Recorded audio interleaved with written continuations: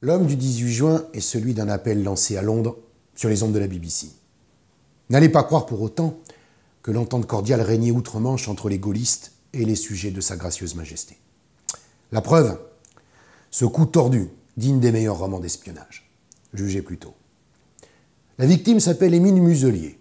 Ce vice-amiral, mis à la retraite en 1939, est le premier officier supérieur à répondre à l'appel de De Gaulle. Ce fondateur de la France libre a d'ailleurs inventé l'emblème, la Croix de Lorraine, en sa qualité de commandant des forces navales françaises libres. Pour autant, l'amiral trouve le général à la fois trop autoritaire et trop intransigeant envers le régime de Vichy. Les rapports entre les deux hommes ne tardent pas à se détériorer. Fin 40, ils sont devenus exécrables. Une occasion à saisir pour les services secrets britanniques. Que le projet gaulliste de faire de la France libre l'embryon d'un État nouveau à construire sur les ruines de celui de Vichy contrarie beaucoup. Décision est donc prise, notamment par le service de contre-espionnage, MI5, l'équivalent de la DCRI, de mettre sans attendre à profit la brouille De Gaulle-Muselier pour torpiller successivement les deux rivaux. Comment? En infiltrant le propre service de sécurité du général. La valse est à 3 temps. 1. Rendre Muselier suspect de trahison. 2. Contraindre ainsi le général à se désolidariser de lui. 3. Affaiblir suffisamment le gaullisme par ce biais pour ramener la voilure à la surface souhaitée.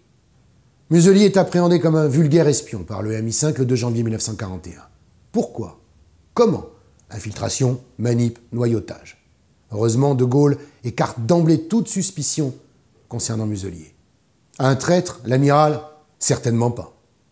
Le général a saisi en un éclair que s'il laissait ne serait-ce qu'une fois les services anglais faire la police au sein des forces françaises libres, la France libre disparaîtrait en tant qu'entité autonome pour devenir une simple légion de supplétifs.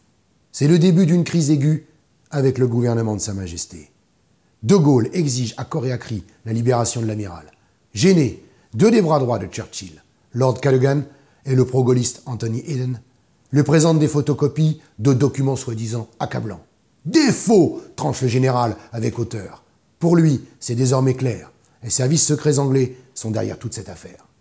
Si De Gaulle n'avait pas opté pour la seule et unique bonne attitude, l'épisode obscur mais crucial que l'on appelle l'affaire Howard aurait pu coûter la vie à une France libre. Tous les détails, jusqu'ici méconnus de cette affaire, sans le moindre fair-play, sont à retrouver ce mois-ci dans Historia.